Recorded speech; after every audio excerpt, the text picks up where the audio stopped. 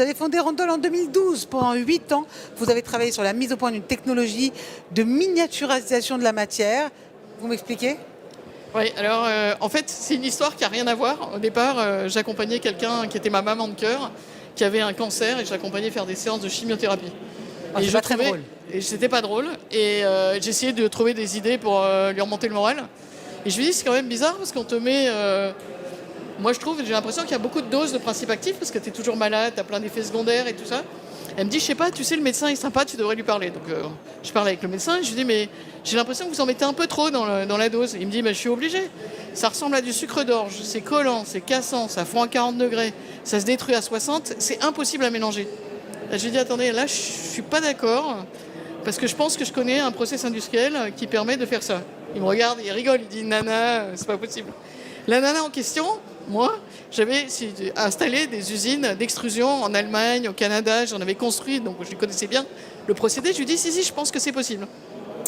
Il me regarde, il dit, elle a l'air convaincante, je vais quand même regarder. Donc 15 jours après, je reviens, et là, il me dit, vous savez que vous n'avez pas tort, il y a un Allemand qui a écrit sa thèse là-dessus à l'Université du Texas, à Austin, et il dit que si on arrivait à utiliser l'extrusion pour les principes actifs, ça serait génial. Je lui dis, mais alors pourquoi ils ne le font pas? Il me dit, c'est tout simple, c'est que les machines qui existent sont trop grosses. Elles font des centaines de kilos pour faire des spaghettis, du chocolat et tout ça. Mais alors pour faire transformer du principe actif qui vaut 1000 à 5000 euros le gramme, c'est pas possible. Alors je lui dis en gros il faut miniaturiser. Il me dit ouais. Je me dis je comprends que les gros n'aient pas envie de le faire parce que ça va leur coûter très cher à développer et qu'ils vont en vendre que 10 par an. Mais voilà, je dis à ma maman de cœur, je lui dis t'inquiète, moi je vais m'en occuper en mode start-up, je vais le faire. Génial. Et là ça a été costaud parce qu'en fait chaque machine c'est 400 à 600 composants. Il faut la précision de la Formule 1 sur chaque composant. Donc j'ai pris 8 ans à développer la techno, déposer le brevet. Le brevet, on l'a eu au bout de 8 ans en Europe, au bout de 9 ans aux États-Unis. Et on a commencé la commercialisation il y a 3 ans. C'est pas que pour le pharmaceutique, du coup. Alors, au début, c'est que la pharma. Et puis on s'est rendu compte qu'il y avait peut-être d'autres gens qui avaient envie d'avoir des machines miniatures. Et on a été contacté un jour, alors là, on a cru que c'était une blague, par un fabricant japonais de fermeture éclair qui s'appelle YKK. YKK, si vous regardez la fermeture éclair de votre jean, voilà, 60% de part de marché mondial de fermeture éclair, mais il faisait que du noir, du gris, du blanc, là aussi avec des énormes machines. Puis arrive Montclair, Canada Goose, et les mecs qui veulent des doudounes rose pétard, rouge vif, tout ce qu'on veut. Et ils ont besoin du coup d'avoir des petites machines qui font des petites tailles de lot, rouge vif, rose pétard, etc. Et nous, nos machines, impeccables, petites, faciles à nettoyer parce qu'il fallait les nettoyer pour les principes actifs qui valaient 5000 euros le gramme, etc., etc. Du coup, on installe notre première machine en 2016. Donc notre première vente, vraiment, ça a été en 2016 en Angleterre. La deuxième au Canada en 2020. Et pour la première fois en France cette année, on est en train d'en fabriquer une pour l'usine YKK à Lille. Super. Vous avez beaucoup vécu outre-Atlantique. Quel regard vous avez, pour finir, sur l'industrie française? Ici, il y a 86 000 entrepreneurs. C'est la 10e année qu'on est ici. Alors, quel regard vous avez? On ne va pas assez vite.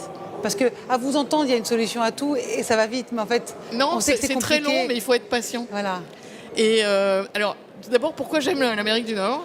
J'aime l'Amérique du Nord pour 3 choses. D'abord parce que ils aiment prendre des risques, ça leur pose pas de problème.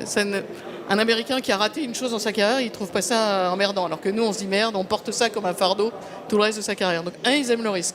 2, ils vont vite. Et 3, ils cultivent le mérite. Donc le mérite, c'est vraiment quelque chose d'important, le mérite individuel, le mérite collectif. Et ça, c'est hyper sympa. C'est le côté Jeux Olympiques, en fait. Alors nous, en France, d'abord, moi, ce que je trouve génial, c'est qu'on a quand même arrêté de fermer des usines et de vendre des boîtes. Moi, j'étais chez Péchinet, je pleure encore qu'on ait vendu Péchinet, l'aluminium, qui était une super technologie. Aujourd'hui, maintenant, c'est super parce qu'on a vraiment réinvesti dans l'industrie. Et il y a plein d'usines qui vont redémarrer en 2025-2026. On ne voit pas encore le résultat. Et là, vous voyez, par exemple, il y a les gigafactories de batteries, ACC et Vercor dans le Nord. Il y a Carbios qui fait du recyclage des bouteilles PET en Lorraine. Holosolis qui fait des panneaux solaires. Sequence qui fait du paracétamol dans le Roussillon. Il y a des super usines qui démarrent toutes dans 2 ans. Donc dans 2 ans, on va enfin voir. Et qu'est-ce qu'on va voir? On va voir des endroits qui étaient complètement désertifiés qui vont revivre. On va voir des jeunes qui s'emmerdaient un peu dans des jobs de service pas toujours valorisés, avoir des jobs fantastiquement passionnants. Et puis aussi, on va pouvoir redémarrer dans les universités les filières mécaniques, électriques, alors qu'aujourd'hui, tous les jeunes, ils veulent faire du digital.